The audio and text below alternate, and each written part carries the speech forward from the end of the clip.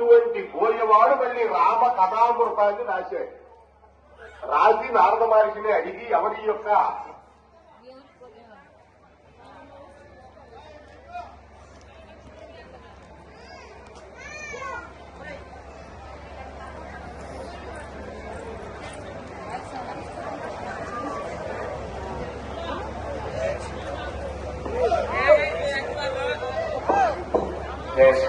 ఎవరున్నారని చెప్పి అడిగాడు.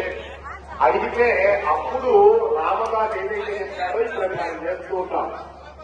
ఎవరు గొప్ప మహర్షి ఇక్కడ ఉన్నటువంటి వాడు, ఎవరటువంటి గుణాలు కలిగినటువంటి వాడంటే రాముడయ్య. శ్రీ రఘురామ చారు తులసీ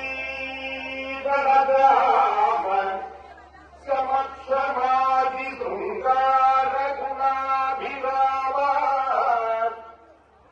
జగన్ముఖ శౌర్య రమారామ దుర్వార కమంబరామ జగజ్జన్మ కర్మజానమోత్సారకనామ. శ్రీరఘురాముడు ఆయన చారు తులసీ దళరాముడు. ఇప్పుడు మనం చేస్తున్నటువంటి తులసి దళం అంటే చారులో వేసుకునేది కాదు. చారు అంటే అందమైనటువంటి ముఖం కలిగినటువంటి వాడి, అందమైనటువంటి తులసి దళముల యొక్క మాలను కలిగినటువంటి తులసి దళరాముడు అయినటువంటి రాముడు. ఆయనకు గొప్ప గుణాలు ఉంటున్నాయి. శ్రమ క్షమ శ్రమ క్షమ గుణ